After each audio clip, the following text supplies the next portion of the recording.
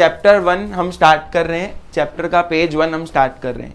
ये फेनोमेनन एक हमारे न्यू टर्म है, ये किसने बनाया पहले वो देखते हैं। एक साइंटिस्ट का नाम है जिसका नाम है sir Isaac Newton. The phenomenon of gravitation was discovered by sir Isaac Newton. ये एक एप्पल ट्री के नीचे बैठा था, उसके सर के ऊपर आके एक एप्पल गिर गया, तो वो सोचने में पड़ गया कि ये एप्पल अचानक से नीचे क्यों गिर गया, वो गोल मैदान पे चक्कर क्यों नहीं मारने चला गया। तो ये एप्पल नीचे गिर रहा है, मतलब क्या, Apple is falling vertically downwards. This phenomenon was discovered by Sir Isaac Newton. He discovered this by seeing an apple falling from a tree vertically downward direction, not at any angle. कोई angle पे भी नहीं गिरा, एकदम नीचे गिरा, ऐसे कोई एंगल पे भी नहीं गिरा था, वो ऐसे गिरा था। उसने फाइनली कंक्लूड किया ये सब देख के कि अर्थ के अंदर कुछ तो भी है जो हर एक ऑब्जेक्ट को क्या करते हैं, अट्रैक्ट करते हैं। किसके तरफ अट्रैक्ट करते हैं? खुद के सेंटर के तरफ। The phenomenon of gravitation was discovered by Sir Isaac Newton. He discovered this by seeing an apple falling from a tree vertically downward direction, not at any angle. He concluded that there is a force inside the earth that attracts every object towards itself. ये एक universal force है, मतलब मैं तुम्हारे घर पे आके करूंगा एप्पल को नीचे, कोई भी ऑब्जेक्ट को रिलीज करूंगा तो ऑब्जेक्ट नीचे ही आएगा। एक यूनिवर्सल फोर्स है और हमेशा ये अट्रैक्ट होगा। ऐसे नहीं एप्पल और ये अर्थ दूर दूर जाएंगे या ऑब्जेक्ट और अर्थ दूर दूर जाएंगे, ऐसा कभी होने वाला नहीं है। हमेशा ये यूनिवर्सल फोर्स है, ये अट्रैक्टिव फोर्स है, ये उन्हीं दो ऑब्जेक्ट्स के बीच में एक्ट करता है जिन दो ऑब्जेक्ट्स के पास मास होता है। क्या तुम्हारे पास मास है? क्या इस फैन के पास मास है? हम दोनों के, इन दोनों के पास मास है, तो तुम दोनों अट्रैक्ट क्यों नहीं हो रहे हो? क्योंकि तुम दोनों का mass as compare to earth बहुत कम है। तुम दोनों का मास, तुम दोनों के बीच में फ्रिक्शन फोर्स बहुत ज्यादा है, इसके लिए तुम दोनों अट्रैक्ट। तो वाई डोंट वी अट्रैक्ट, कि हम एसी और मैं भी अट्रैक्ट हो सकता हूं, क्यों नहीं हो रहे हैं? बिकॉज हम दोनों के बीच में कौन सा फोर्स है? Friction force. दूसरी पॉइंट, हम दोनों के mass as compare to earth बहुत ज्यादा कम है। तो अर्थ का मास है कितना? तो मैं लिख रहा हूं इधर, अर्थ का मास कैपिटल एम से मैं रिप्रेजेंट करूंगा पूरे चैप्टर में अर्थ का मास, स्मॉल एम से रिप्रेजेंट करूंगा मास ऑफ ऑब्जेक्ट। तो mass of earth is 6 × 10⁻24 kg। इसका मतलब क्या होता है? 6 के बाद 24 टाइम्स 0 लगाएंगे ना, उतना kg अर्थ का मास है। तो उसके सामने अर्थ और हमारा कंपैरिजन ही नहीं है। तो एक और क्वेश्चन आ रहा है मेरे दिमाग में, मैं ही पूछ रहा हूं आपसे कि क्या मून, क्या सन, क्या दूसरे प्लैनेट्स, उनके बीच में भी ग्रेविटेशन फोर्स है? हाँ है। लेकिन क्यों, कैसे है? क्योंकि उनके पास क्या है बताओ? तो उनके बीच में कौन सा फोर्स होएगा? ग्रेविटी। मैंने अभी भी कंक्लूड किया पॉइंट कि उन्हीं दो ऑब्जेक्ट्स के बीच में एक्ट होएगा जिन दो ऑब्जेक्ट्स के पास क्या होएगा? क्या सन के पास मास है? हाँ। क्या दूसरे प्लैनेट्स के पास मास है? हाँ है। इसके लिए उनके बीच में भी ग्रेविटेशन फोर्स होगा। ग्रेविटेशन फोर्स उन दो ऑब्जेक्ट्स के बीच में भी होगा अगर दो ऑब्जेक्ट्स बहुत दूर है, यहां बहुत ग्रेटर हाइट्स पे है। फर्स्ट पेज हमारा टेक्स्ट बुक का कवर हो चुका है, हम सेकंड पेज चालू करेंगे। सेकंड पेज चालू करने से पहले हमको 3 डेफिनेशन आने चाहिए। सेकंड पेज पे 3 डेफिनेशन है जो इंपॉर्टेंट है। पहला है uniform motion, uniform circular motion. यहां तो सर्कुलर मोशन भी कभी भी पूछते हैं, सिर्फ सर्कुलर मोशन बताओ। तीसरा, सेंट्रीपिटल फोर्स क्या होता है? सिर्फ आपको सुनते ही जाना है 3 घंटे और आपको जवाब देते जाना है जो जो हम रिकलेक्ट करेंगे पॉइंट्स। पहला डेफिनेशन सर्कुलर मोशन बताऊंगा, फिर दूसरा यूनिफॉर्म सर्कुलर मोशन बताऊंगा, फिर तीसरा सेंट्रीपिटल फोर्स क्या होता है बताऊंगा। पहले तो फोर्स क्या होता है वो भी बताना बहुत जरूरी है। फोर्स, अगर फोर्स मैं पूछूं व्हाट इज फोर्स किसी से, तो it is a push, it is a pull, is a force is a push और अ पुल व्हिच प्रोड्यूसेस और टेंड्स टू प्रोड्यूस डिस्प्लेसमेंट। कि फोर्स एक पुश है या पुल है जिसके वजह से ऑब्जेक्ट्स डिस्प्लेस होंगे। डिस्प्लेस होंगे मतलब एक जगह से दूसरी जगह पे जाएंगे या तो नहीं जाएंगे। अगर मैं वॉल को पुश कर रहा हूं, क्या वॉल जाएगी? पर मैं कोशिश तो कर रहा हूं ना, तो मैं क्या अप्लाई कर रहा हूं? फोर्स। क्या मैं इसको अगर इसके ऊपर अगर फोर्स अप्लाई करूं तो ये पीछे जाएगा कि नहीं जाएगा? मतलब बॉडी क्या होएगी? बॉडी क्या होएगी? Now I am starting with 3 definitions. पहला डेफिनेशन सर्कुलर मोशन है। फर्स्ट डेफिनेशन को हाईलाइट कर रहा हूं, ये फर्स्ट देते हैं। सर्कमफेरेंस ऑफ सर्कल में घूमता है, उसको बोलते हैं circular motion. The motion of an object along the circumference of a circle is called a circular motion. वापस एक बार सब लोग साथ में बोलेंगे definition. The motion of an object along the circumference of a circle is called as, देखो ये है आपका बॉडी, ये है आपका सर्कमफेरेंस ऑफ सर्कल, मतलब ये है हमारा गोलमेदान है जहां पे हम घूम रहे हैं। This is called as circular motion. The motion of an object along the circumference of a circle is called as, सब लोग साथ में बोलेंगे 1 2 3 start. The motion of an object along the circumference of a circle is called as, the motion of an object along the circumference of a circle is called as.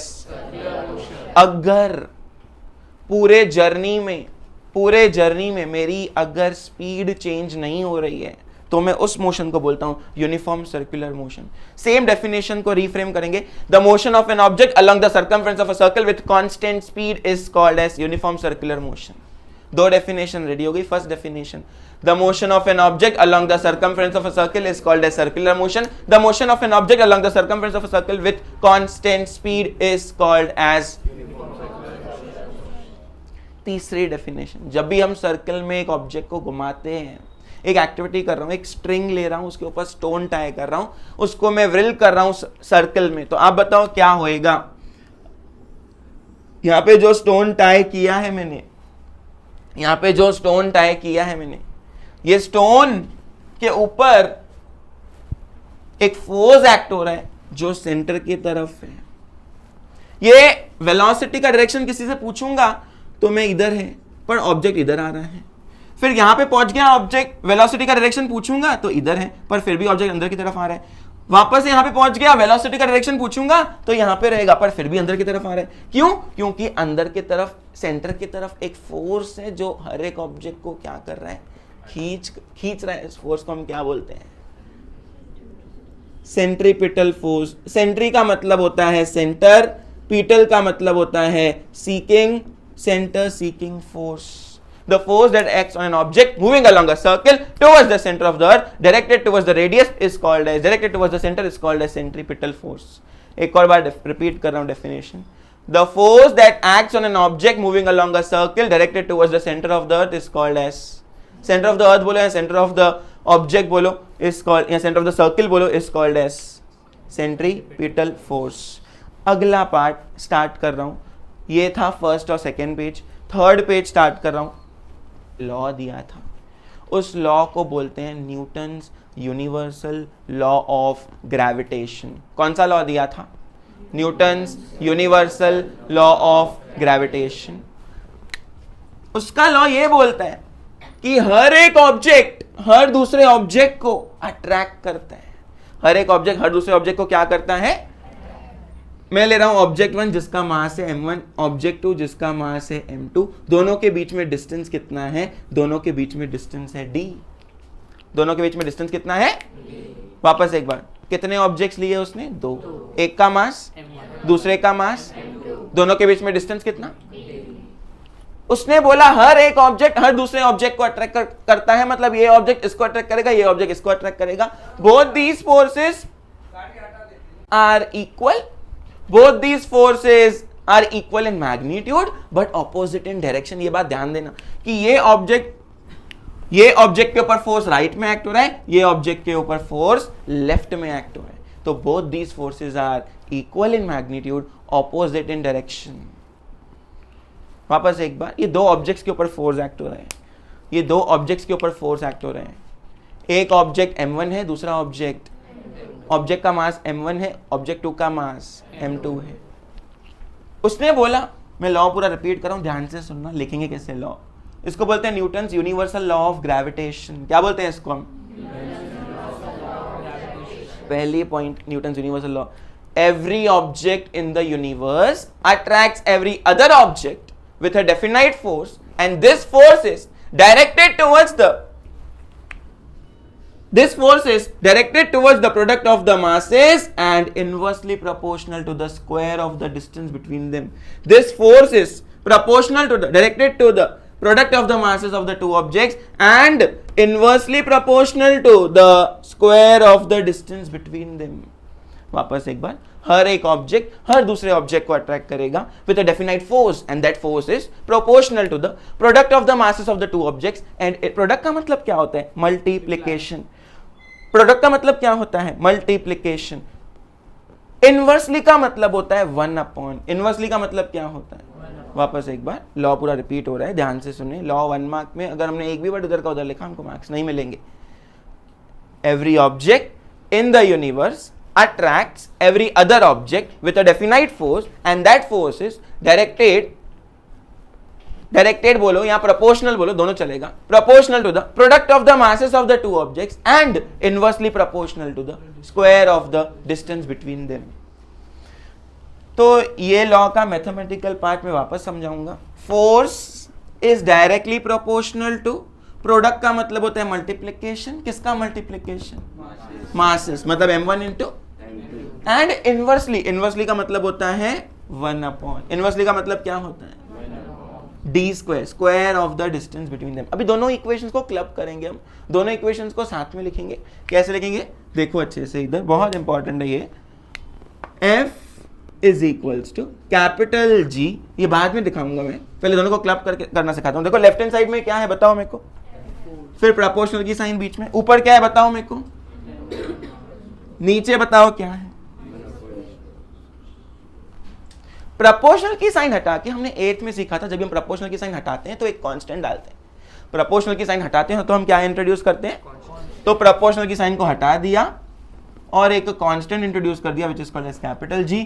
m1 सेम, m2 सेम, upon सेम, d square भी सेम। What is this G called as, this is called as universal gravitational constant. उसकी value भी उसने fix कर बता दी थी, which was 6.67 into 10⁻⁻11 newton metre square पर केजी स्क्वायर। ये वैल्यू सबको बोलनी है एक बार। कैपिटल G का वैल्यू क्या था, 6.67 इंटू 10⁻⁻11 न्यूटन मीटर स्क्वायर पर केजी स्क्वायर। हमारा लॉ बहुत काम का है, कैसे काम का है समझते हैं। फर्स्ट ऑब्जेक्ट का मास कितना था, अभी एमसीक्यू क्वेश्चन बोलो या 1 मार्क क्वेश्चन बोलो, हम अभी सॉल्व करेंगे। कार्तिक लॉ बता मुझे, F is equals to capital G m1 m2 upon, सब लोग बोलेंगे F is equals to capital G m1 m2 upon d square. मेरे को मस्ती है तो हम यहाँ पे मस्ती करेंगे कि ये जो डिस्टेंस है उसको हम डबल करेंगे, ये जो डिस्टेंस d है उसको हम डबल करेंगे। डबल करेंगे मतलब कितना हो जाएगा 2d। अगर डिस्टेंस 2d हो गया, मेंटली आप ये d के जगह पे 2d इमेजिन करो, f चेंज हो जाएगा, हाँ चेंज हो जाएगा ऑफ कोर्स। तो f के जगह पे मैं f न्यू लिखूंगा, इक्वल सेम टू सेम लिखूंगा, G वैसा का वैसा ही, m1 भी वैसा का वैसा ही, m2 भी वैसा का वैसा ही नीचे, लेकिन d के जगह पे क्या लिखूंगा द। तो 2d द होल स्क्वायर क्या होता है, 2 का स्क्वायर क्या होता है 4d square. G same, m1 सेम, m2 सेम, ये तो अपना ओरिजिनल वाला f है। तो नया force decreases by factor of 4। तो ऐसा एक लाइन है हमारे बुक में, the new force will decrease by factor of. मैंने क्या किया बताओ, d के जगह पे, मैंने d के जगह पे क्या कर दिया, तो मेंटली क्या मैंने सामने करके ही दिखाया। d के जगह पे क्या लिखूंगा, d के जगह पे क्या लिखूंगा 2d का स्क्वायर। 2 का स्क्वायर क्या होता है, d का स्क्वायर क्या होता है, ये हमारा पूरा ओरिजिनल f है, लेकिन नीचे क्या आ चुका है, तो नया force will decrease by factor of 4। अगर मैं तेरे से फटाफट पूछूं, मुझे बता अगर डिस्टेंस 3d कर दिया तो बता फोर्स क्या होगा। अगर इधर 3d कर दिया तो इधर 3d आ जाएगा, इधर 3 का स्क्वायर क्या हो जाएगा 9। तो यहाँ पे आंसर क्या आ जाएगा, वेरी गुड, f अपॉन 9 हो जाएगा। अगर मैं बोलूं यहाँ पे 5d कर दिया तो यहाँ पे 5 का स्क्वायर हो जाएगा, यहाँ पे 25 हो जाएगा। Final answer will be f by 25। अभी मैं दूसरा कंडीशन रख रहा हूं आपके सामने कि d को चेंज ना करो, मास 1 या मास 2 दोनों में से एक को डबल करो, दोनों में से एक को क्या करो, f जैसा तैसा सेम टू सेम, g भी सेम टू सेम। मैंने m1 को कर दिया 2m1, m2 को सेम रखा, अपॉन d स्क्वायर भी सेम रखा। 2 आगे आ जाएगा क्योंकि सब प्रोडक्ट में, सब मल्टीप्लिकेशन में। 2g m1 m2 अपॉन, ये पूरा क्या हो जाएगा बताओ, ये पूरा क्या हो जाएगा बताओ, अपना ओरिजिनल f। तो f new will be equals to so नया फोर्स विल डबल जब भी मैं एक ऑब्जेक्ट के मास को क्या करूंगा। अभी मैं एक और सवाल पूछ रहा हूं सबसे, जिसको आए बताए, अगर मैंने दोनों ऑब्जेक्ट्स के मास को डबल कर दिया तो क्या होएगा। m1 को भी कर दिया 2m1, m2 को भी कर दिया 2m2, तो क्या होएगा। क्योंकि देखो यहाँ पे भी 2 हो जाएगा, यहाँ पे भी 2, 2 2 जा क्या हो जाएगा 4, तो यहाँ पे 4 आगे आ जाएगा। तो new force will increase how much times, 4 times. How much times. अभी मेरा एक क्वेश्चन है, डिस्टेंस को आधा कर देना, वो आप खुद ही करो।